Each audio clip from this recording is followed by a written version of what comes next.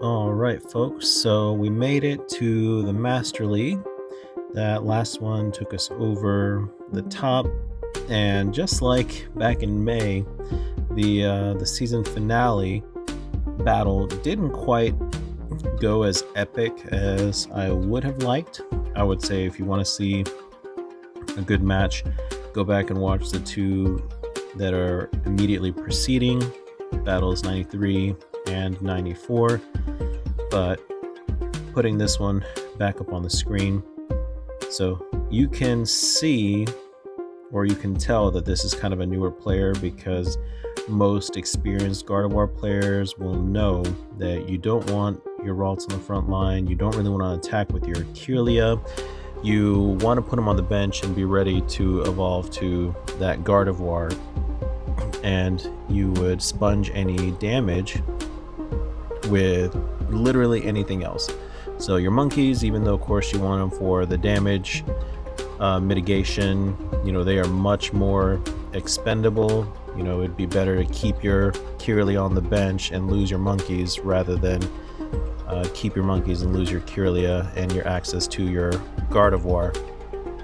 But yeah, they were inexperienced. It always is surprising to me how many people you see who are new towards the end of the ladder rank. But of course, you can't control when you join. I don't remember exactly what it was like when I first joined, but it wasn't like it coincided with the start of a league or a ladder. So you join when you join, you do what you can, and then when the next ladder starts over, you do your best. But yeah, speaking of which, let's take a look at the stats for the season and compare them to May. And I actually meant to do this for May, but we'll take a look at it now.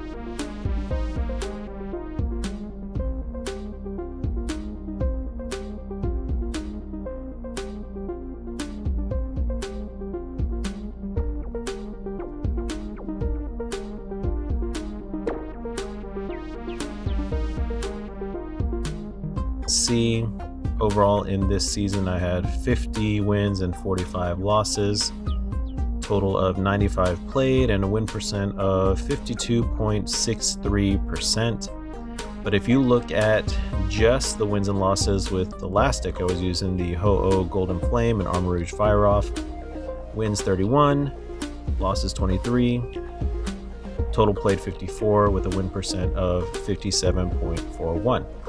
Now, if we go back and look at the May ladder, which was when Destined Rivals was released, and I used Ethan's Typhlosion, I had 49 wins and 42 losses, so it was total of 91 played, win percent of 53.85.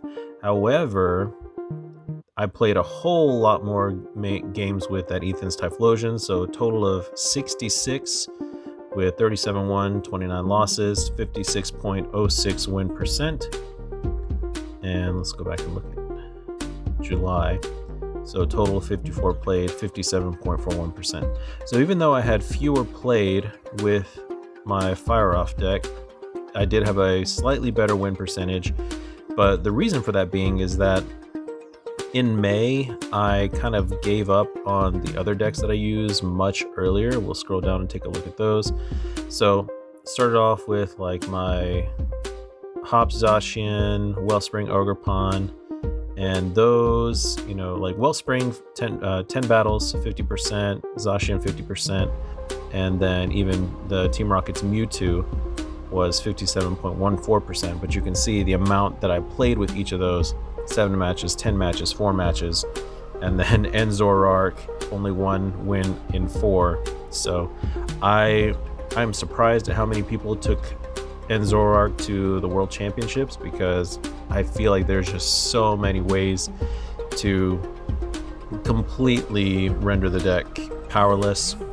So with the new season, I tried to give the new decks a little bit more of a shot. So like Reshiram and Zekrom, I played almost 30 matches with the Reshiram and 48.15% win rate, and then with the Zekrom, I gave that one up even quicker after 14 matches, 42.86.